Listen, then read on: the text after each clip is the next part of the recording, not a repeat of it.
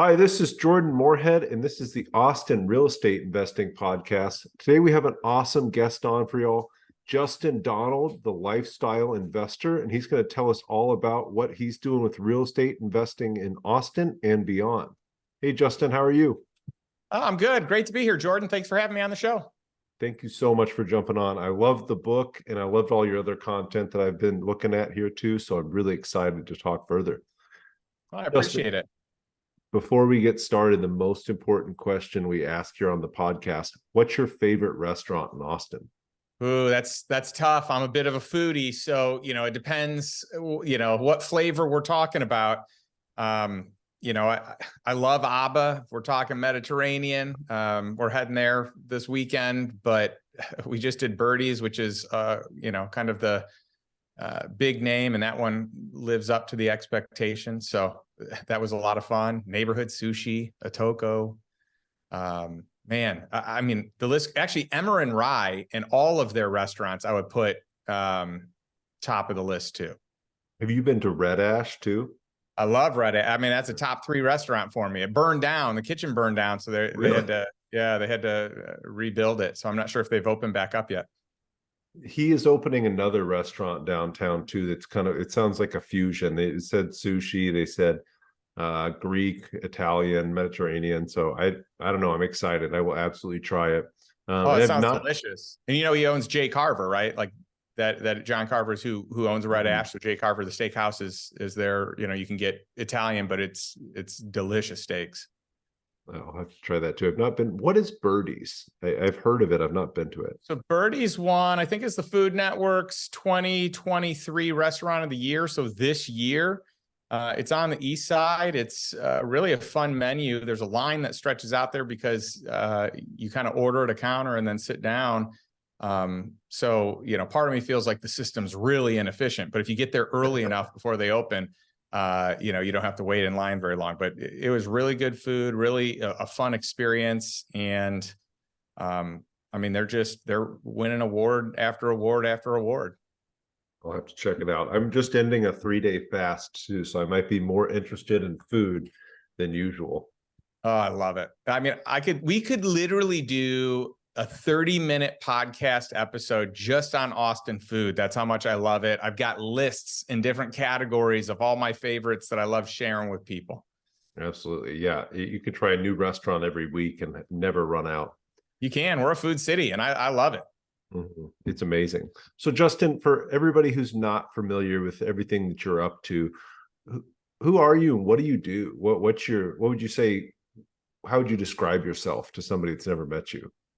Well, I'd say my biggest claim to fame is really just kind of creating a category of investing called lifestyle investing, and kind of coming up with a brand, the lifestyle investor. And the whole premise here is buying your time back. Most people live life on default. It's autopilot. It's going from thing to thing to thing.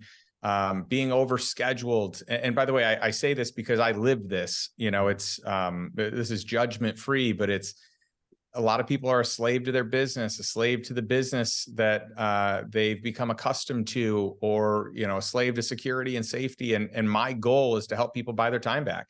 Most people can't really pivot into doing the things that bring them the most passion generally until they solve that financial equation. You can do it. It's just harder. And most people have, a little disconnect there. But if you can solve for what it costs to live, if you can say, hey, it costs me $10,000 a month to live, and you can find passive income to support that, well, now all of a sudden you don't have to work, you get to work. And that is a wholly different conversation.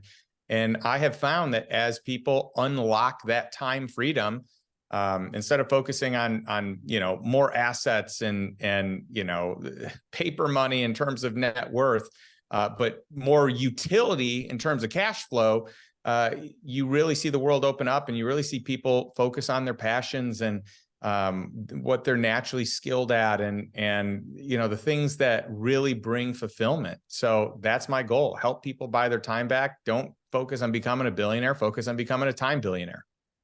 I love that. I think that's really what everybody really wants. When you talk to them, they want control over their time. And yeah, 100%. And it's funny because you hear this striving for people to become a millionaire or a decamillionaire or a centimillionaire. And it's, the fascinating thing is, I had financial freedom before I was ever a millionaire. So it doesn't take a lot of money to be financially free. It doesn't take this huge lump sum. And generally when you have the huge lump sum, there's no utility in it. It's sitting in a brokerage account. It's illiquid, or you're just not living on it. You're not getting the full value of it. But when you have cash flow, you are, and especially when you get to surplus income. Yeah, no, it took me a while to realize that. I was working towards that number and I realized you can't eat net worth. That's right. You're out there working every day to make money to live. And your goal is to build this big net worth for what? What does it do? Well, and the interesting thing is if you focus on your cash flow, and by the way, if you run a business, the most important thing is not the value of the business 9 times out of 10. It's the profitability of that business. It's the free cash flow. Like, how do you really measure most businesses? And same thing for your personal life. So the interesting thing is that when you focus on cash flow, you by proxy, by default, you are actually building your net worth, but you're doing so in a much more, I would say, productive way where you get utility today, right? The natural byproduct of more cash flow is a higher net worth. But Absolutely. Most people focus on a higher net worth, and they're asset rich and cash poor, and are owned by the things that they bought. Most business owners don't own a business, even though they tell everyone that. Their business owns them. Their material possessions own them. So I'm curious, because I know you've invested in a few different businesses and different real estate investments, and we'll get into that. But what does your day look like? I know you're involved in so many different things. You run a mastermind, you have a podcast, you've had some amazing guests on. I was just scrolling through some of them. It looks like you're really busy.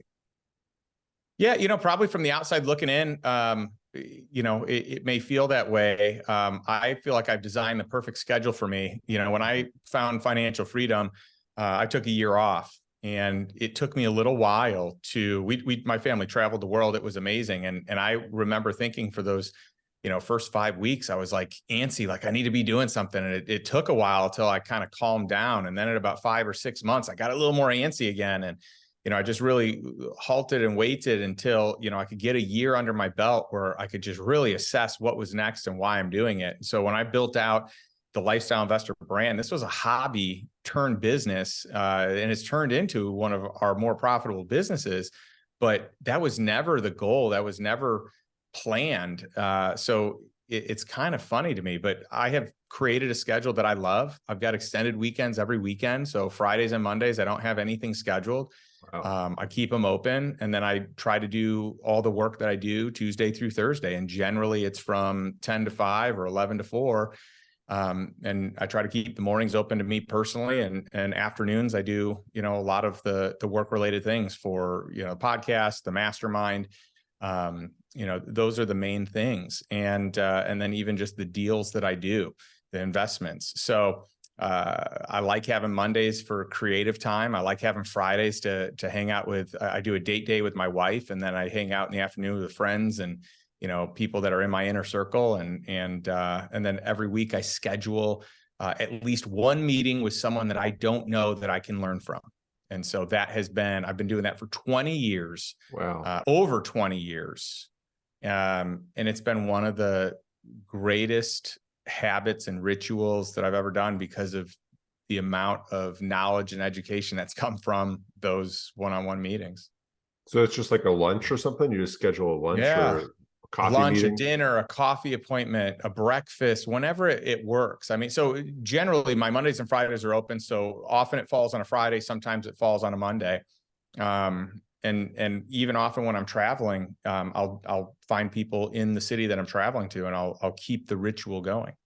That's awesome. I do something similar. I just ask somebody I want to get lunch with every week to get lunch, and it is a lot of fun. You meet a lot of cool people.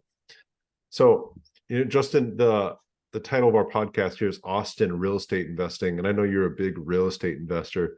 How are you involved with real estate investing here in the Austin area? Well, I love Austin. I mean, right now, I think it's pretty interesting because you have seen prices drop and you're seeing interest rates climb. And so it's a different environment than what we have been used to seeing over the last 10 years. That's for sure. But I'm still buying real estate today. So I bought something this month. I bought something last month. So I'm still very bullish on Austin as a market. Long term, I think it's going to outperform most other markets. So I'm still a go there. We own a home, we own a country house, we own land. I have invested in self-storage here in town. I've invested in industrial here in town. I invested in a laundromat and I guess it was several laundromats and kind of like a laundry delivery service to your door. And that was a great success. I mean, I've invested in all kinds of different. Actually, there's another one where we invested in with a family office. We invested in some land up in Maynard that we're entitling right now and doing some work with. So yeah, I mean, I've probably done 20 to 30 Austin deals in the last few years. Okay.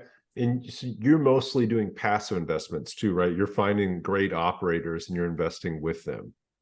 100%. Yeah. I mean, there's some things that we'll buy outright. There are businesses also that we'll buy. Sometimes the real estate's included. Sometimes it's not. And we'll plug in an operator. But my ethos and the way that I look at the world is I don't want to buy a job. So if I'm buying assets, I want them to really stand on their own. So either there's a professional operator, sponsor, GP running it, or I'm hiring a professional operator to run the deeded property that I own, 100%. I actually don't do a whole lot of, if it's my investment, I really don't raise money. I just buy it outright myself. I mean, I'll use some lending, but generally I will own it 100%. And then as an LP, then that's a lot more syndicated. Well, yeah, that fits the lifestyle investor pretty well. If you're running around doing all your own deals, they can be a lot of work. They can. So real estate investing is by no means passive. That's right. A lot of people learn the beauty of real estate as, this vehicle for passive income, but as they scale it, they go from being passive to being active because, and not necessarily that the business income is defined as active income, but their time becomes active. Like it becomes a passive investment where the investment owns them, the business owns them, and it goes from being passive to being very hands-on. You got to be careful there as you grow and scale to build out the systems, the infrastructure, the people, otherwise it really quickly can become a job. Absolutely. No, I know that. Speaking of real estate investments, I know we both have a passion for mobile home park investing. How'd you get started into mobile home park investing and why mobile home parks? Well, I was looking at the time to invest. I thought the avenue I would go into is single family homes because there were a couple of friends and we were planning to partner on that. Prior to that, I was trying to, trying is that's probably a generous word. In my head, I wanted to buy, back when I lived in Chicago, some 3 flats and 4 flats, but I was so intimidated by Chicago real estate prices in the areas that I wanted to buy in that I never pulled the trigger. I never could figure out how to do it. Back then, money was the hardest part because I was ready to work. In that season of life, I wasn't a lifestyle investor. I was ready to do some sweat equity. I could put some capital in, but these were multi-million-dollar deals. It was hard to find anything under $1 million, maybe even maybe as little as 750. This is going way back to 02, 03, 04, 05. And I just kind of hung my head up and said, okay, maybe I can't do this. And I totally didn't recognize the fact that money is the easiest thing to find. For me, it was the hardest thing, but that's because I had this mental blockage, not realizing if you have a good deal, the money's the easiest thing to find. So today I understand that. But back then I was like, well, I guess I'm going to have to get started with single family homes. And so a bunch of us were going to do that. And one of my friends had a bunch of single family homes, and he's like, these are a lot of work and I don't make the return I thought I would. And you know what? I'm going to sell them all and I'm going to buy a mobile home park. And we thought he was crazy. And he's like, do you want to go to a boot camp with me and we'll learn how to do it? And I was like, absolutely not. That sounds awful. I have no interest in that. And so he ended up going to this boot camp, came home, sold all his homes, bought a mobile home park, and did really, really well with that mobile home park. Awesome. At this point in time, he was one of my top sales guys, and he reached out and he goes, by the way, I'm all done with sales because I have enough passive income from the mobile home park to retire. Wow. And I was like, get out of here. Walk me through these numbers. This is crazy. So really it happened because my friend had so much success. And I was like, well, if he can do it, I can do it. And he's willing to share the playbook with me. And so he encouraged me to go to a boot camp, which I did. And that's where I met Frank Rolfe, who took me under his wing, and he and I became really good friends. He's the fifth largest he's the largest private owner of mobile home parks, fifth largest overall owner of mobile home parks in the US. And so he became my mentor, and, you know, he and I'm actually going to see him tomorrow. So really? Yeah, it's really kind of been a fun experience. So we got into investing. I bought my first park. It replaced my wife's income. She was a teacher. And, you know, that day she was able to retire from teaching because the park literally brought in the exact amount or just at the exact amount. I mean, it was literally like she was earning this after tax income coming in was this. And then we were able to grow it beyond that next year. Able to raise the rents. Yeah. Frank is an amazing individual, super interesting guy. Just, it's hard to understand why he's such a helpful person. He's so helpful to everybody. And I can't recommend boot camp enough. I've been twice myself. Yeah, he cares, and he's just a good quality human that truly wants to see other people in life succeed. Yeah, and I like what you said. You said salesperson. You were with Cutco, is that right? Yeah, that's right. And I know that Jason had told me that. So yeah, you were with Cutco, and one of your salespeople came to you and said, "Hey, I'm not doing this anymore." I'm sure that made you think, well, maybe I should do that. But at the same time, I love seeing other people do it, because you realize that there's nothing special about anybody. If you see somebody else do it, that there's no reason you can't do it too.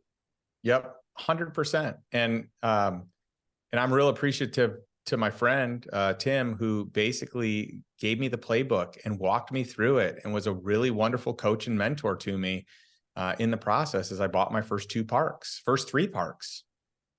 And where were those mobile home parks? All in Missouri. Most of I mean, we bought in a number of different states. Today, we primarily own in Missouri.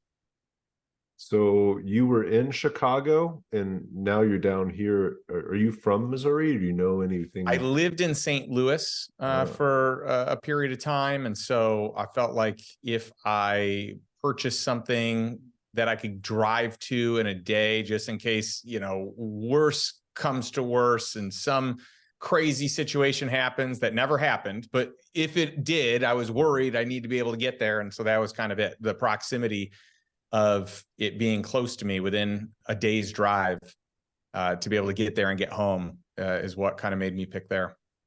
That's awesome. And so I know in the Lifestyle Investor, you talk a lot about investing in businesses too. What businesses are your favorite to invest in? Like, what are you most looking for when you're looking to invest in a business? Well, it's a great question. I mean, it kind of depends. Like if you invest in a franchise, there's something nice about it because you have a complete and total playbook for everything that you would ever need to do. You can, of course, innovate, but it takes a lot of the guessing out of it. You pay a fee to do that. You pay royalties to have that privilege. But for the right brands that are time tested and are at scale, operating at a good place, I mean, that's a good possibility, a good potential investment. We've done, let's see, 3, 4, 5 or more different franchises. You know, in the mom and pop space, I love buying businesses from baby boomers that are retiring, that their kids don't want to take over, and they don't even know if they can sell it. They don't even know that they can sell it. In some cases, they're just going to close it down, or they're going to sell it at such a reasonable multiple. It's just hard to wrap your mind around how quickly you can recoup that and de-risk the deal. You know, if you can buy it and within 2 years, have all your money out of the deal, that's just an incredible thing. And a lot of, with interest rates as high as they are, you get a lot of seller finance. So not just on the real estate side, which there's a ton on the real estate side, there's a ton on the business side.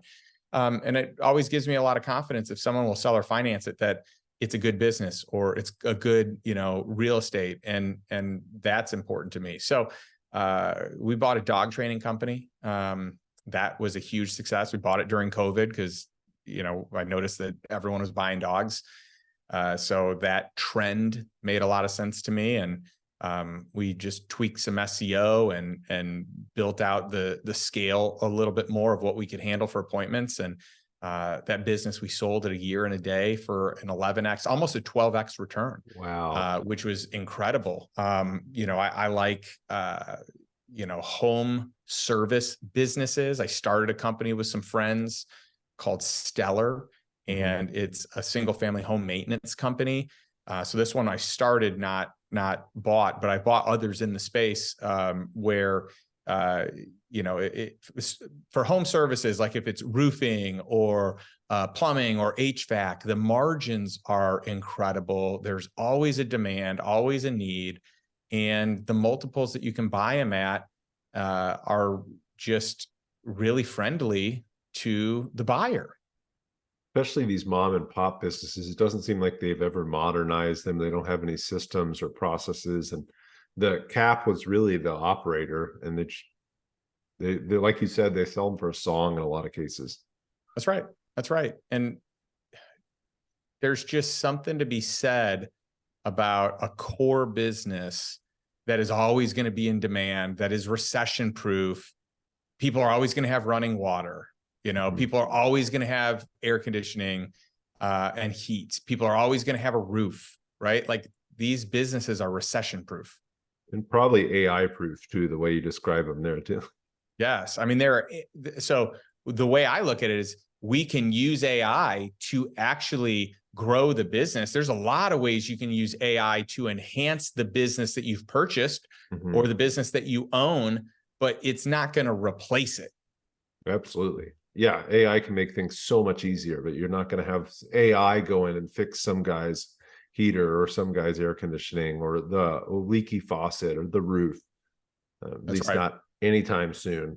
You could have AI tell you how to do it, but that doesn't mean someone knows how to do it. And some jobs are too complex. And then there's some people like me where I hate doing it, and I know my time is better spent applying it over here where I can get a certain return than applying it here where I hate it and I'm not good at it, and I can outsource it for much less than what I can earn with that same time.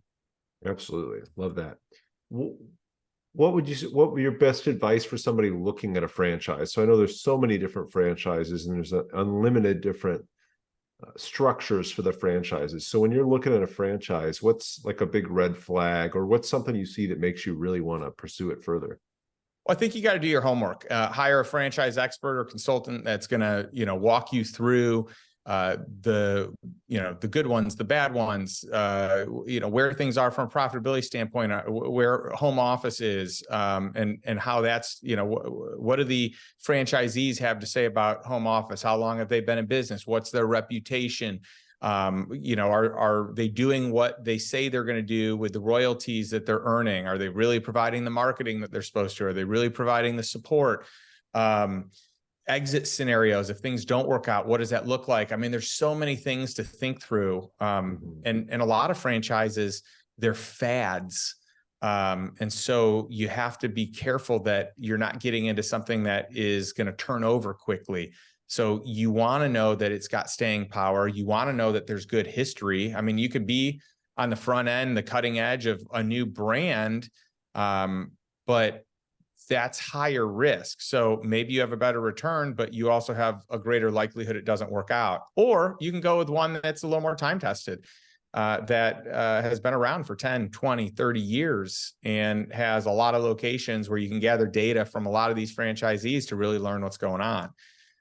One of my dear friends, Eric Van Horn, I was on his podcast earlier this morning, and he's the foremost expert in the franchising space, and has a mastermind and community around that. And so a lot of people that are looking into it get into his ecosystem. And, I just think the world of him. He's a great guy and brilliant at what he does, and has had a ton of success with franchising, both on the franchisee side and the franchisor side.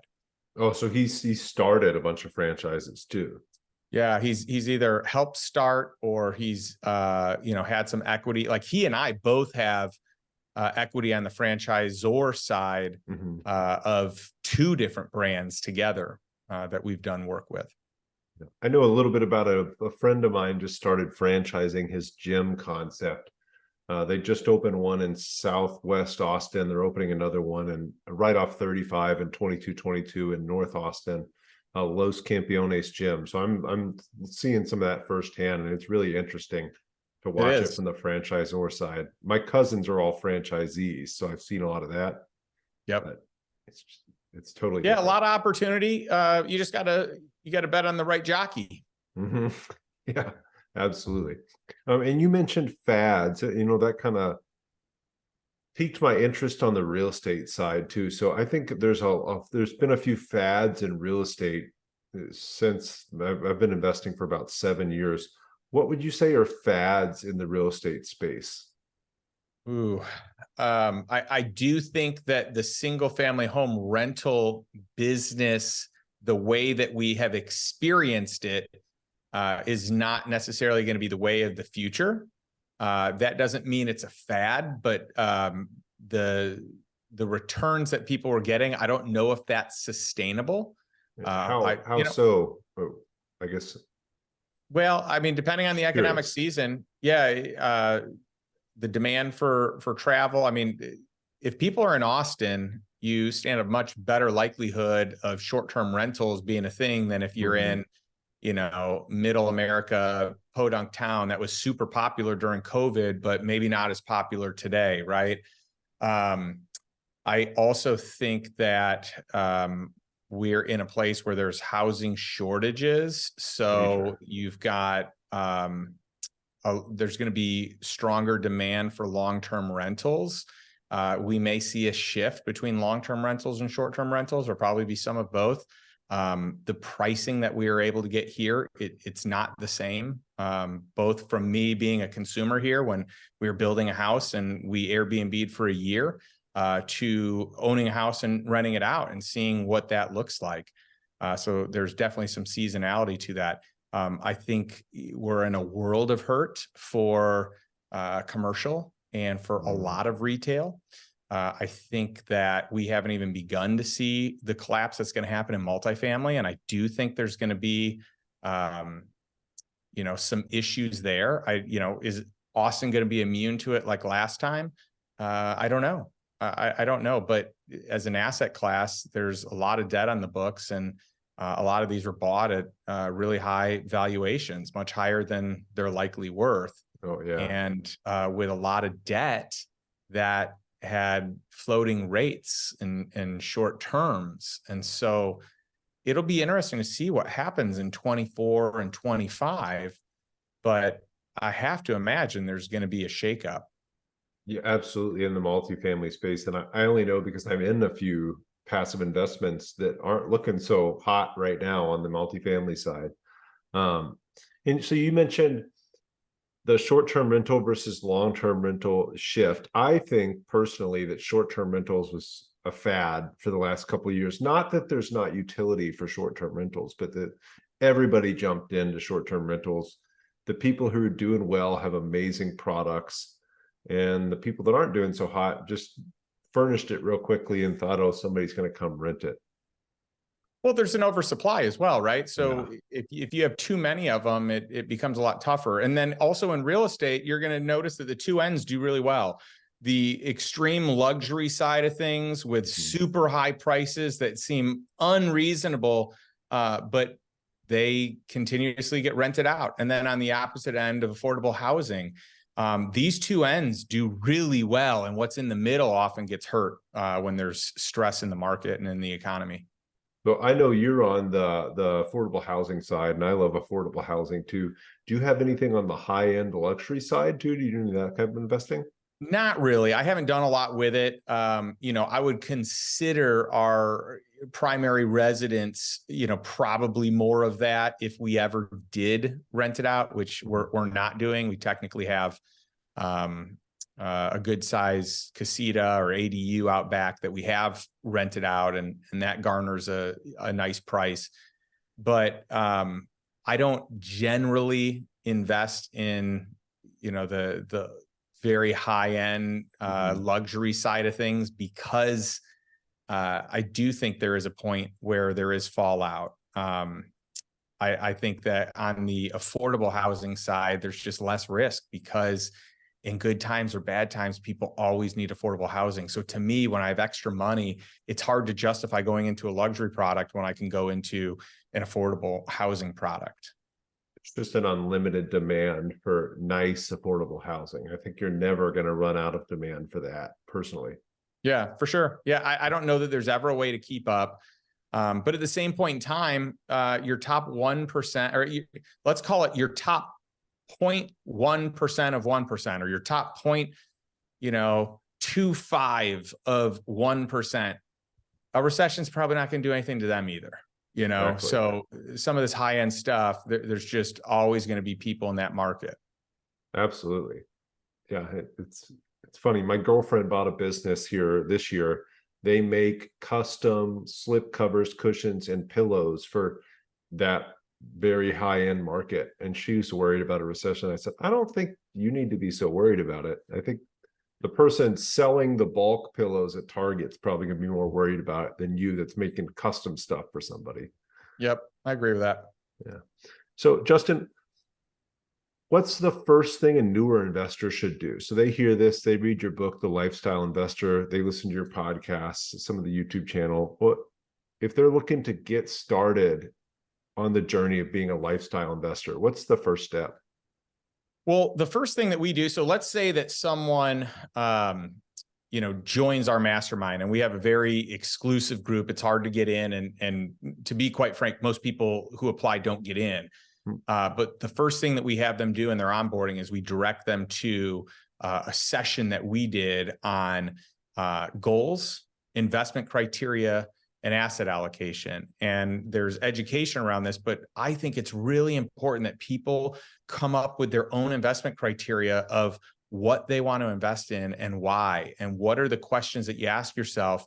So that way, whether you got to protect yourself from emotional decisions. So when you're in a good, grounded place, making strong decisions about, do I want a cash flowing investment? How many years does the sponsor need to have been in business before investing? I mean, there's just tons of questions that you could go through as part of this investment criteria, but having a one-page document of all the questions that need to be satisfied before you would make an investment, I think it's just a smart thing to do. That to me is like step one. And then step two is get around other people that are doing the things that you want to do. Peer group matters, coaching and mentors matter.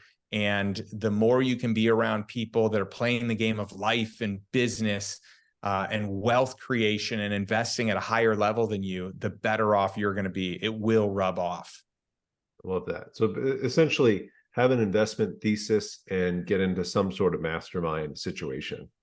I think so. And there are a lot of them out there at different price points. But you want a proven group. You want a group with a proven track record. You likely don't want a group that accepts everyone, because then, it's like when you go to the event and you've got to kind of weed through hundreds of people to find the one or the two or the three or the five that, you're really inspired by or that you really can learn from, versus getting into a group that has every single person being that demographic fit or experience and success type of fit. I love that. I think it's so important to find the right group. So you have the Lifestyle Investor Mastermind. Is that the right?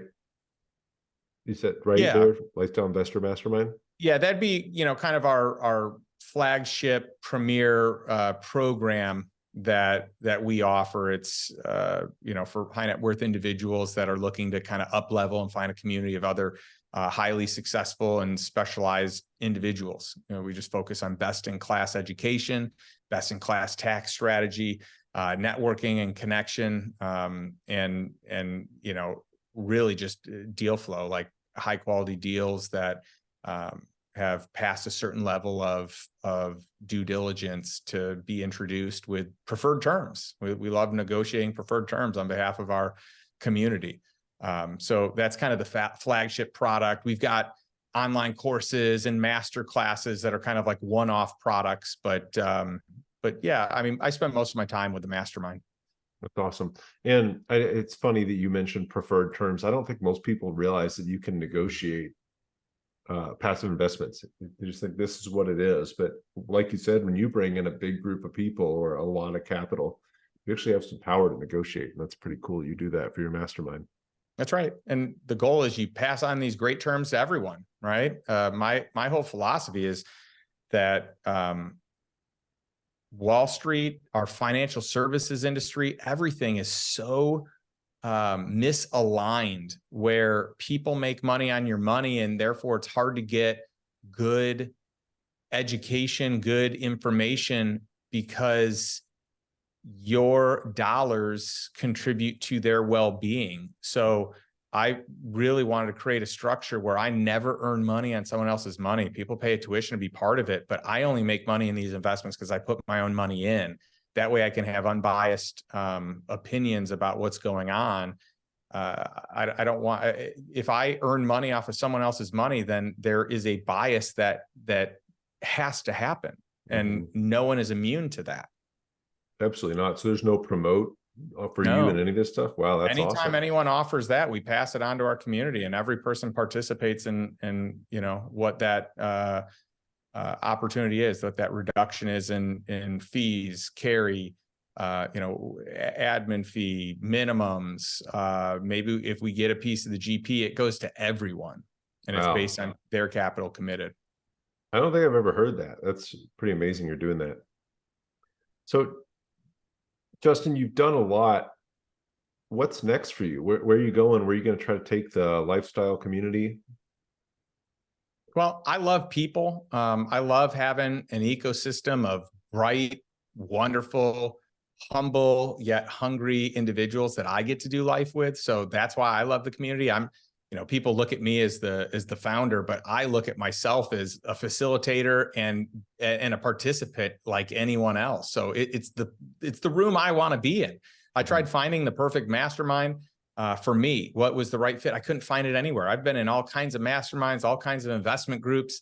I've done it all, and no place had it. So I figured, why don't I build it and just see if other people are interested in it? So, for me, I just want to help create more financial literacy and education around buying your time back and cash flowing investments and asset allocation, doing things like the ultra wealthy do, because there is a playbook. And, when you have access, which I have access, we gather the data and we can distribute that so we can do things in a different way. And I just think that's important. So I want to educate. I love to learn and I love to teach. And so it's just fun for me.